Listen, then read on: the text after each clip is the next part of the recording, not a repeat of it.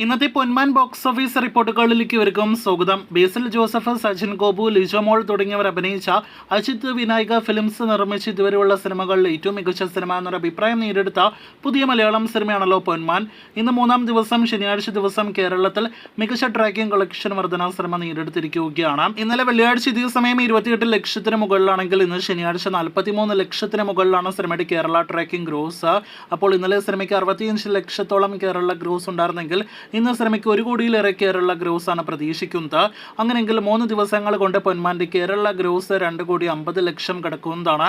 സിനിമയുടെ ആകെ കേരള ഷെയർ ഇന്നത്തോടെ 1 കോടി പിന്നിടുന്നതാണ്. അപ്പോൾ ഒരു ഡീസന്റ് തുടക്കം സിനിമ നേടിയെടുത്തിരിക്കുകയാണ്.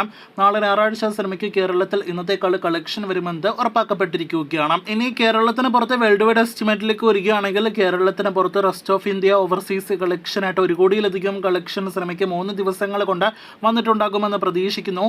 അങ്ങനെയെങ്കിൽ 3,50,00,000 4 കോടി റേഞ്ചിലേക്ക് 3 ദിവസത്തെ സിനിമയുടെ ഗ്ലോബൽ ബോക്സ് ഓഫീസ് കളക്ഷൻ എത്തുന്നതാണ്. കാത്തിരിക്കൂ കൂടുതൽ പൊന്മാൻ കളക്ഷൻ അപ്ഡേറ്റുകൾക്ക്.